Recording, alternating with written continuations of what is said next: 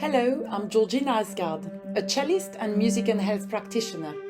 My CIP research took place across 3 settings in Liverpool, which are part of Merseycare NHS Foundation Trust Life Rooms, a social inclusion centre, a high security hospital and a community library.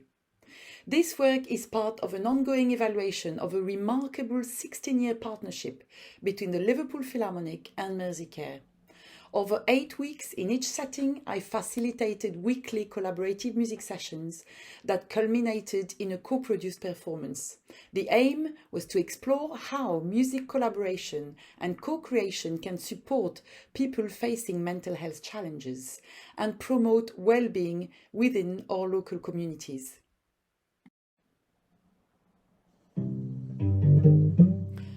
I wanted to create a simple research framework based on 5 key principles that can resonate with anyone, whether you're participant, musician, academic, manager or policymaker. Here is how it worked in practice. Connection was about building trust and relationships beyond background or diagnosis. At the heart of every session, it was about human connection. Collaboration was about co-creating music based on participants' voices.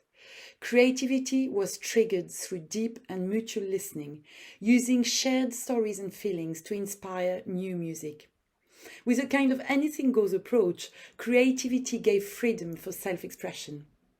Commitment was shown through the dedication from everyone involved, which really drove the impact, and with care, we nurtured the human experience through live music, and each moment with kindness and compassion. This framework guided everything we did, uniting us through the power of live music. I'd now like to share with you practical examples of co-creation. At St Dunstan's, the CIP activities were groundbreaking, marking the first time Merseycare social inclusion team provided a creative outlet and a sharing platform for people accessing a food pantry.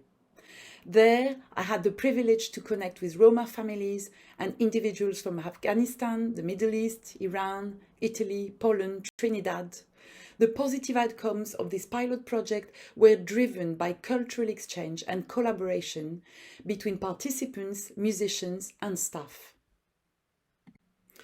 In this high secure division setting, I engaged with some of the most restricted participants in Merseycare. The beauty and novelty of classical music clearly inspired participants, boosting creative confidence without fear of judgment. Adaptability, flexibility and empathy were crucial to the co-creative process, allowing participants to leave a long-lasting legacy through their musical compositions and artworks. In a restricted environment, freedom of expression became of ultimate importance and really made co-creation thrive. In Walton, informal chats, bit of humour, plenty of fun, that's what really powered the creative process. Co-creation was all about learning from each other in a safe space. Everything we created was shaped by a person-centred approach, keeping the focus on each individual. Individual ideas became group ideas and somehow made loneliness turn into togetherness. And ultimately, it was a sense of ownership that truly fueled those co-produced performances. After these examples of co-creation, it is essential to emphasize that this work begins with authentic collaboration between participants and musicians. So for us musicians, it's crucial to continuously refine our practice, feel supported to do so, and remain connected to a broader community. These insights emerged from a workshop I facilitated with 7 practitioners in the Northwest region. And to finish with, back to my 5 C's, so that we can shape policies together. Let's connect, improve communication and truly listen to those with lived experience. Collaborate, promote research partnerships and co-produce the way we commission services. We need to co-create tools for healthcare musicians and co-create research methods. Let's commit to practically and contractually value practitioners in academia so that we can improve access to creative health for all. Last but not least, promote holistic care with a focus on early intervention. I believe these steps can drive real change. These research findings can be heard live on my podcast. Creating the podcast was a true highlight of my CIP research. I am deeply passionate about amplifying the voices of those with lived experiences, ensuring they reach a broad audience. For me, podcasting is not just a tool, but an essential research method, particularly in the field of creative health. With the invaluable guidance from Vic Turnbull at Mike Media, I am thrilled to have co-created a podcast that respects and celebrates the lived experiences of my participants while contributing meaningfully to these vital areas of research. I will finish this short presentation with the voices of my participants.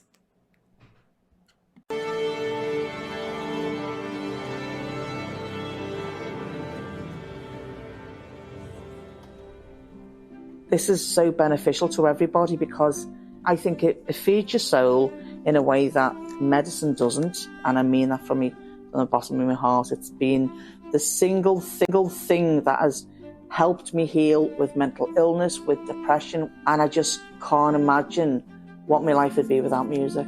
We need to give people purposes, that there is a life out there. And I think the word says it all, doesn't it? It's about life. This is a room for you to discuss life. The word hope really springs out to me. I think it's a wonderful word. I think what we do here is brings hope, which is a tremendous springboard to life. Rhonda, do you have anything to add, any punchy message to our policymakers? Just to say that music, singing, instruments, collaboration brings joy, fulfillment, delight, pleasure. The world's in such chaos and turmoil, and these pockets of joy are to be treasured, encouraged, and financed.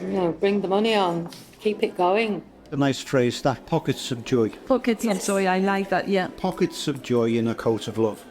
Oh.